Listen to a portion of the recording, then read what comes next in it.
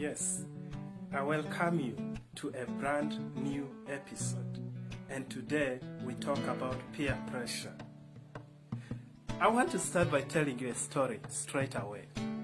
Once upon a time, a group of 5 thieves agreed that they are going to steal some meat.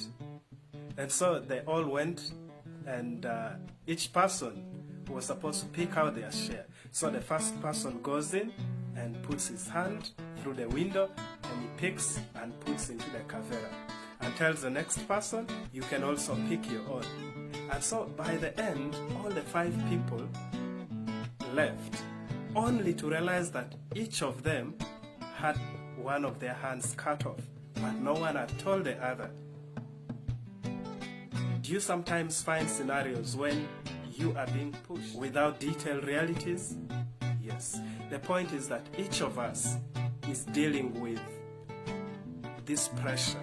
At times it is from within our circle, our age mates, our classmates, or from relatives, people wanting you to be in a certain way, people wanting you to be in another particular way that they think is acceptable.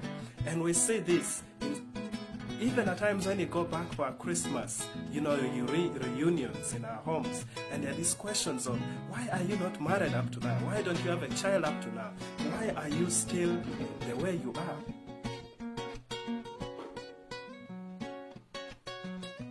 The question is, on whose terms is your progress being rated?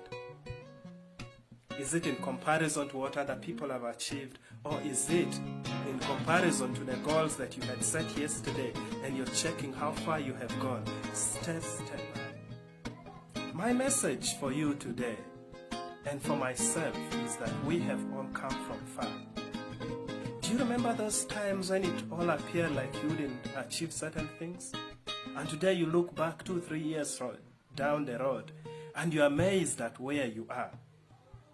The point is that every other time we achieve something, we want something higher. And at times the risk is that we can begin to think we are not making any progress.